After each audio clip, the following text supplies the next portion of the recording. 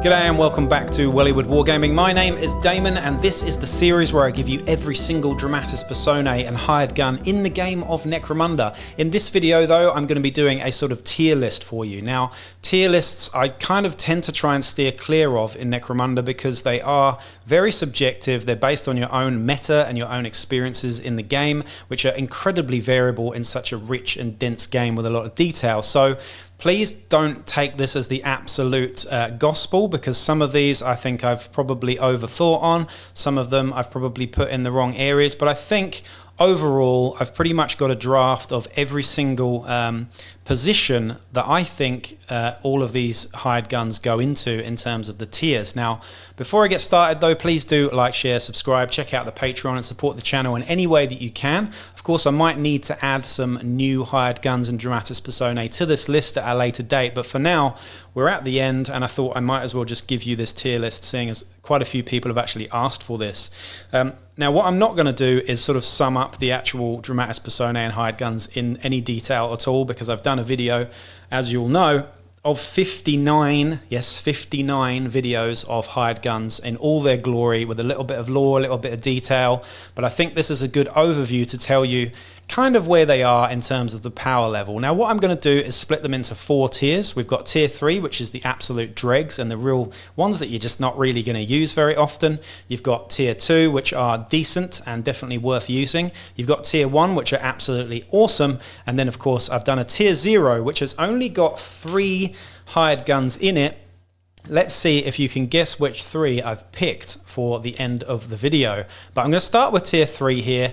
Now, we're going to start with Eros Slagmist. Eros Slagmist is one of the sort of older Forge World guys. The trouble with Eros is he just doesn't really offer anything new to any gangs. In fact, most of these tier 3 fighters here don't really offer anything unique and good to actually improve a gang, and that's why I've put them in tier 3. They're just not really worth taking.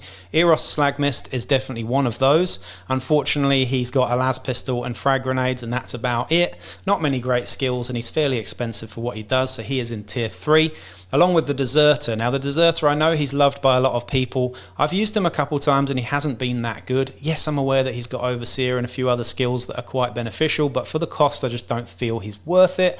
I don't think he really lends anything that unique to your gangs that you can't already do with your leadership sort of groups and whatnot. I've then put Alice Shiver in here, who is just absolute dross. I have to say Alice Shiver is probably the worst hired gun in the game. I think I gave her quite a scathing review on the video I did for her, so go check that one out. Core 2 Guns Corin. This guy's just a fat guy with 2 auto pistols. He's just not very good. Unfortunately, the stat line is very, very underwhelming for the cost, and he's very short ranged as well. So again, he doesn't really give you anything unique. We've got Estus Jet in here, a nice Forge World model, but sadly she's just not very good in the game at all. Frykestorn Strix. Now I know he's loved by many, and you're probably thinking, why is he in tier 3? I'll tell you why he's in tier 3, because he's not very good. His stats aren't great. He's not even that good at shooting for an ex-Van Saar. He's got a weapon which is very expensive and underwhelming, which is the harpoon launcher, and I don't think he can even utilize it that well, if I'm honest, and I just don't think he's very good. Sure, he's a nice model to make up, but his stats and his value just aren't good enough, so that's why he's in tier 3. Apologies. Gaian Gorvos, the Gunk Queen, is in there. She is just a bit dross as well, to be honest, and obviously doesn't offer you much good stuff. We've got Jorth Slither in there. Now, Jorth Slither is a sort of mutant with tentacles. I kind of wish that they'd gone back and done him again and given him tentacles or a few mutations from the Apocrypha Necromunda table, but they haven't, and as a result, he is fairly shite. So that's why he's in tier 3 too. Mad Dog Mono. This guy's quite cheap, and he's got a versatile weapon as well, but other than that, he's not very good. Again, only with the stub gun. He's got no actual range. He's not particularly proficient in close combat. He just doesn't really offer any gang anything new. We've got Mortana Shroud and Cyrena Scar. I'm lumping them together because those are 2 fairly shit psychers for fairly expensive price. Mortana Shroud is not very good because she hasn't got very good psychic powers, and Cyrena Scar, she's got a fairly good psychic power, but it is reckless, unfortunately. You're going to end up shooting most of your own gangers half the time with that. We've got Ratus Tataskin in here, which again, you're probably going to be thinking, why have I put him in tier 3? Purely because he is subject to the insane condition every now and then, and I know that I'll roll those dice and he's going to fail and end up shooting my own guys in the back with a heavy stubber. It just happens, and unfortunately he's in tier 3 for that reason. Scrutinator Surveillance. I love the idea and the fluff for this chick. She's also got a cyber doggo with her. I think for the cost she's probably about okay. Sadly, the mechanic that she gets with her, the unique sort of rules that you get with her, just are incredibly situational unless you've got a lot of weirds or delax in your campaign. And even then, the range on her abilities to be able to null psychic powers, it just isn't good enough. I think the null power should be much larger, a bubble, and much more powerful, just flatly cancel psychic powers. Then I'd probably put her in tier 2. Unfortunately, she's not. Tess Arkup, I can't stand this chick, but I have thought about how you might utilize her on a Goliath gang, and I think the rapid movement of movement 6, clamber, and sprint does make her a viable thing to take if you just use her for objective hunting and getting like loot crates and things like that. I think she can help, that extra mobility can help a Goliath gang actually achieve their objectives. However, as a fighter, she is dross, so that's why I'm putting her in tier 3 as well. We've got Phaetos, who is the mind lock weird. Again, unfortunately, he was created in a time before we had good weird powers, and he's got 3 fairly underwhelming ones with levitation, scouring, and one other, which is not particularly good. We've also got Yolanda Scorn in there as well, which was the last in my 59 videos. Yolanda Scorn, unfortunately, for the price, is just very underwhelming. Short range. Sure, she's okay at shooting and fighting, but she's very short range. She only has a knife and a pistol, and quite frankly, she just doesn't add anything unique or good to any of those gangs. So that is tier 3. Comment down below if you disagree with a lot of that, because if there's something I'm not thinking about, then sure. But again, like I said, this tiering, I'm not wholly comfortable doing it generally, because I do think it is incredibly dependent on what your experiences are with these actual fighters in the game. So let's look at tier 2 now. Tier 2 are the ones that are actually worth taking. Usually they're kind of worth the cost just about, and they have some sort of utility in the game of Necromunda. We're going to start with Apollos Cage here, who's an ex-Orlok sort of outcast. Apollos Cage is really good. He's got a sort of road captain profile with a bolt gun and a shotgun and a bunch of gear.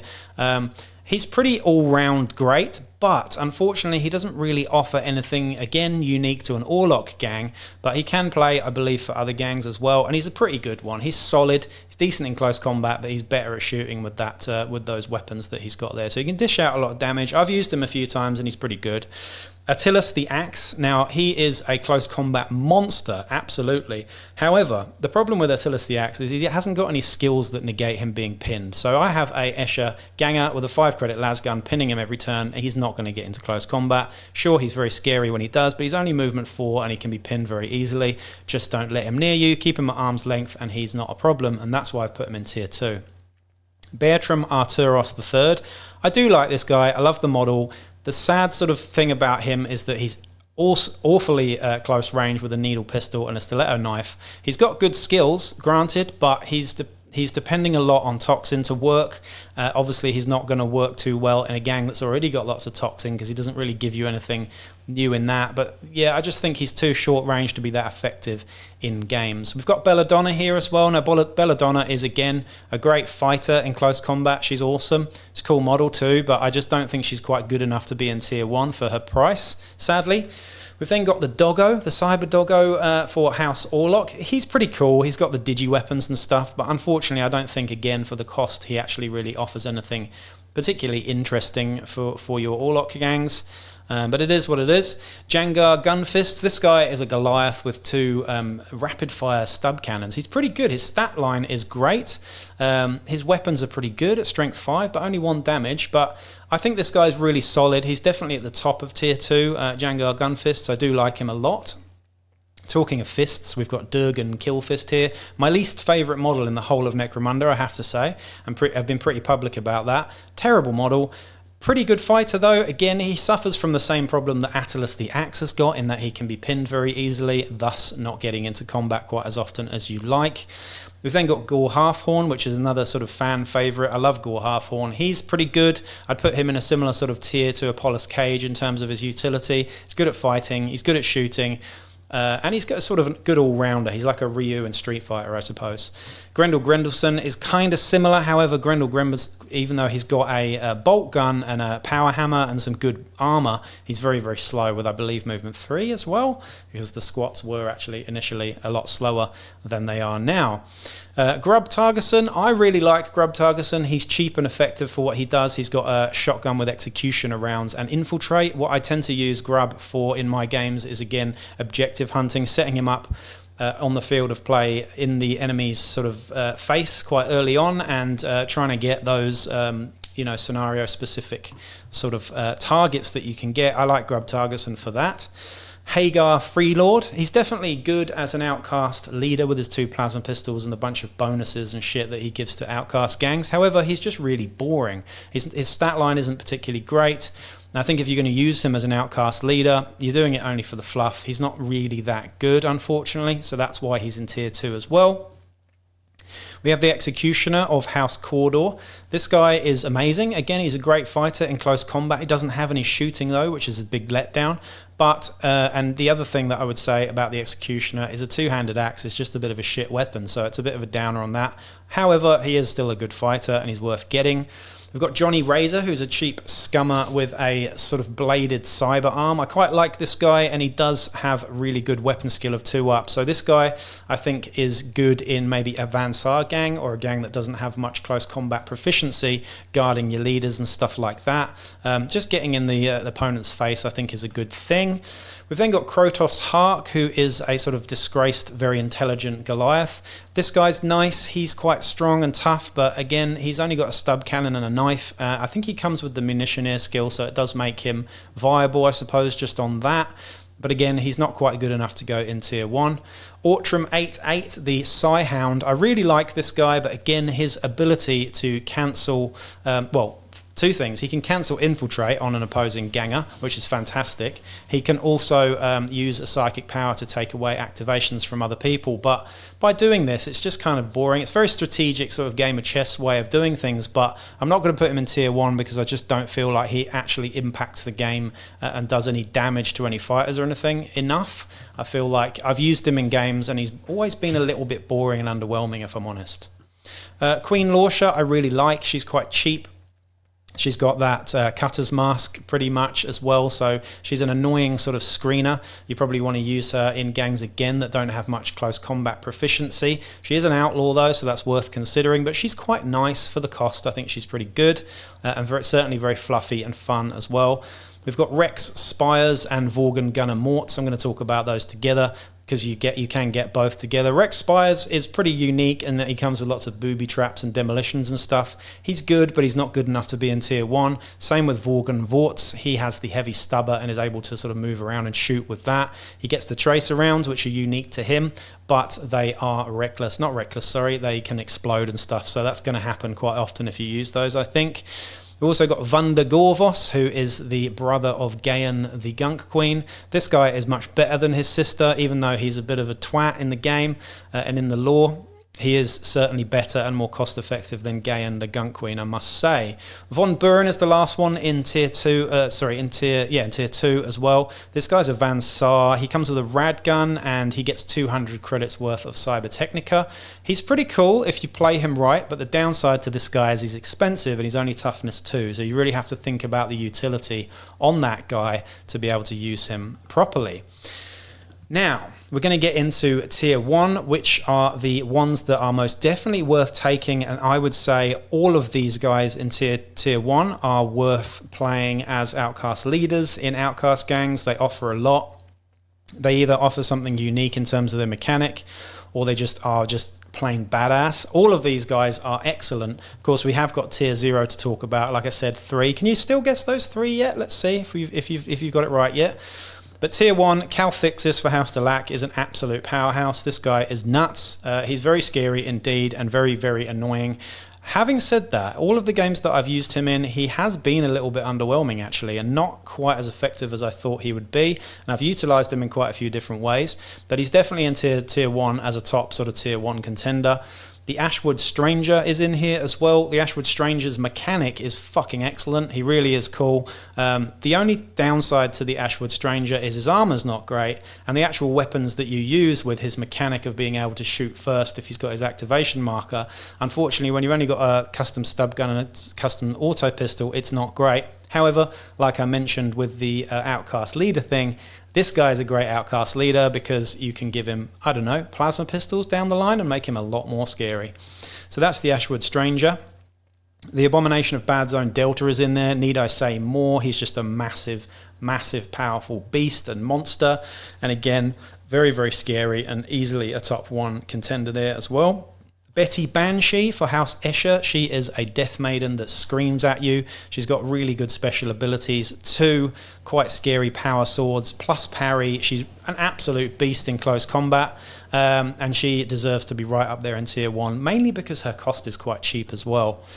We've got Zahn the Cyberoth. This guy was from one of the Apocrypha Necromunda issues. He is a corrupted Ambot with a Warpfire thrower, so I don't need to say any more about that. He's incredibly good, and that's why he's at the top of tier 1.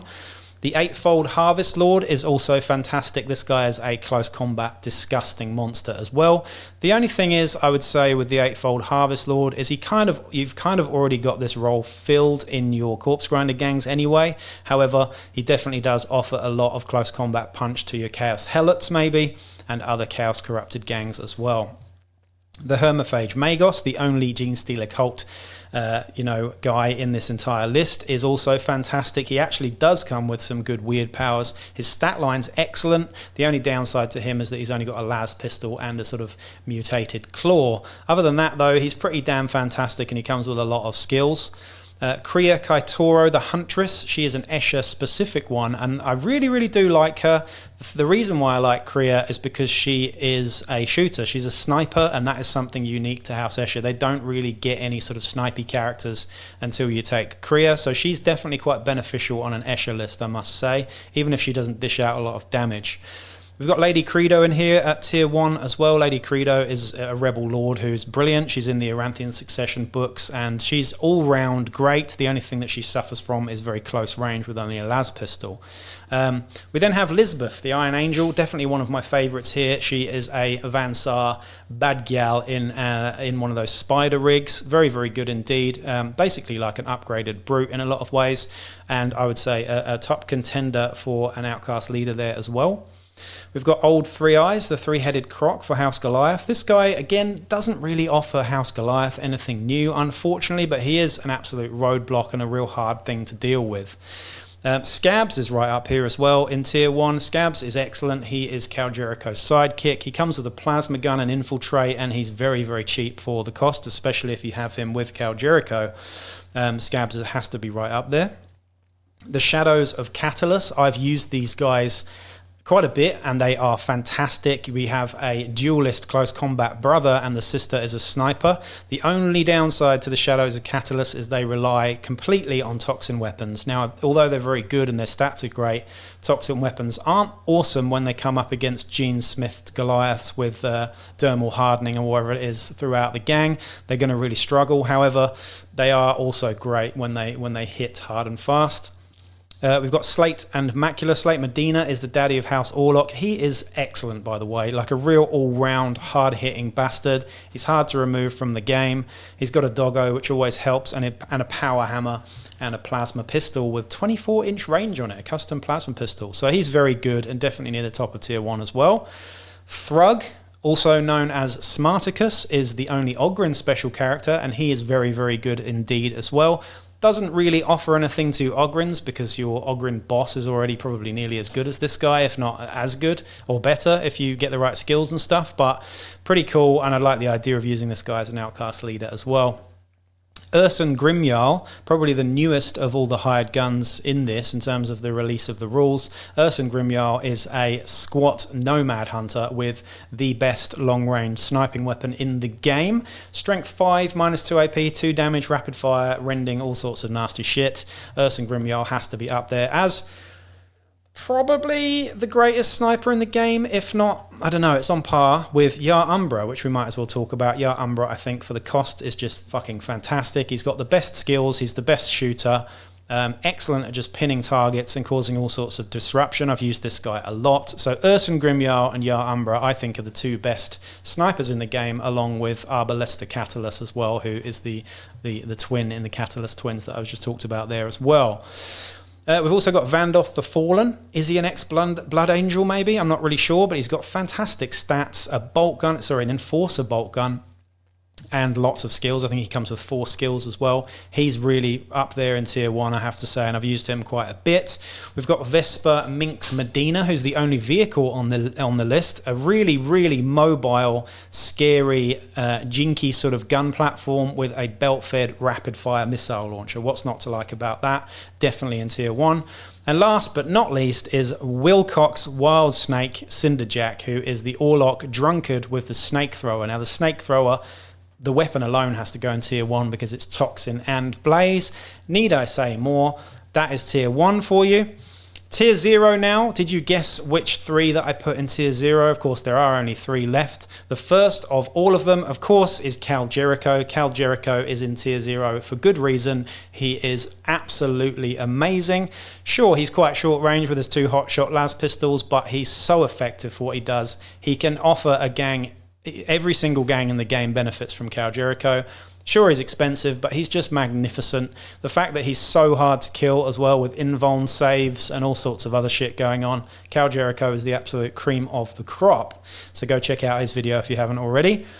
Gorshiv Hammerfist as well has to go in tier 0 because he is quite possibly the best close combat fighter in the game. I can't think of anything off the top of my head that's actually more effective than Gorshiv in close combat. I think we worked it out in his video that he gets up to about 16 to 18 attacks if he utilizes his combat stims and stuff, with 2 giant power hammers. The guy cannot be pinned, cannot be moved, and is just absolutely terrifying. He's basically the Terminator. He just keeps coming.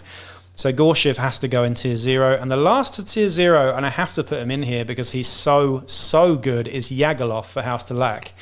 The reason why Yagaloth is so good is because he's 120 credits, which is quite frankly disgustingly undercosted, and I think they really need to look at this. But Yagaloth gets 5 psychoteric weird powers from whatever discipline you want. And that alone is worth the cost of 120 credits. He's very disruptive, he's very annoying. Every time he's seriously injured, he goes off the table and then comes back on again. His mechanics just make him very, very annoying and hard to deal with, and he can do all sorts of shenanigans with those psychoteric powers. So that was a lot of talking in a very short space of time. I hope you enjoyed that, and that's my tier listing for every single hired gun so far in the game of Necromunda. You'll notice that the agents and the hangers-on aren't included in there because they don't have the same mechanic in terms of hiring them and stuff, so I thought I'd probably go back and do them at the end of their respective series videos, which I'm now starting. Anyway, I hope you enjoyed that. Please do like, share, subscribe, and I will catch you in the next video. Peace out.